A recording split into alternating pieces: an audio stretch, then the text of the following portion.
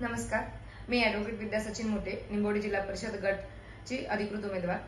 आज माझ्या जिल्हा परिषद गटामध्ये जे घडलं ते अत्यंत दुर्दैवी आणि लोकशाहीला काळिमा फासणारी घटना होती। गेले कित्येक दिवस झालं प्रचार माध्यमाच्या रूपामध्ये आम्ही लोकांसमोर पोहोचत आहोत। काही दिवसांपूर्वीच आमच्या एका कार्यकर्त्याला शिवीगाळी केली गेली। त्याच्यानंतर ज्यावेळेस प्रसार माध्यमातून आमचे प्रचार सुरू झाले त्यावेळेस गेल्या 2 दिवसापूर्वी गळवेवाडी गावामध्ये एका अपंग चालकास शिवीगाळी केली गेली, मारहाण केली गेली। तसेच हा प्रकार वाढत चाललेला आहे। आज सकाळीच आमच्या राहत्या गावामध्ये विभूतवाडी गावामध्ये प्रचाराची गाडी फोडली गेली। मी स्पष्ट शब्दात सर्वांना सांगू इच्छिते, ही लढाई विकासाची आहे, विचारांची आहे, ना की काठ्या, मारहाण ना दहशतीची आहे।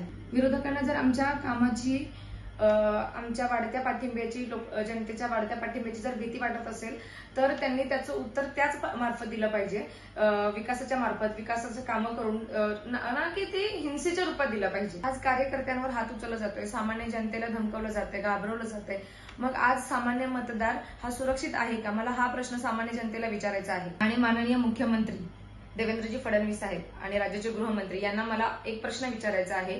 जत विधानसभा मतदारसंघाचे आमदार गोपीचंदजी पडळकर यांना तुम्ही दंडीलशाही, हुकुमशाही, दडपशाही करण्याची परवानगी दिलेली आहे का? आणि जर तसं असेलच तर मी एक लाडकी बहीण, देवाभाऊ तुमची मी एक लाडकी बहीण या नात्यानं तुम्हाला मला एक विचारायचं आहे, महिला उमेदवार म्हणून नाही तर महिला म्हणून मी सुरक्षित आहे का? आणि माझ्या आजूबाजूच्या महिला सुरक्षित आहेत का? आणि प्रशासनाला मागणी करते की दोषींवर कायदेशीर कठोर कारवाई तत्काळ करण्यात यावी। जनतेचा विश्वास आणि विकासाचा मार्ग कोणतीच ताकद थांबवू शकत नाही आणि ही निवडणूक तुम्ही सर्वांनी हातात घेतलेलीच आहे। असंच माझ्या पाठीमागे शेवटपर्यंत उभे राहा। ही विकासाची लढाई आहे, या लढाईमध्ये मला तुमच्या सर्वांची साथ मोलाची हवी आहे। धन्यवाद।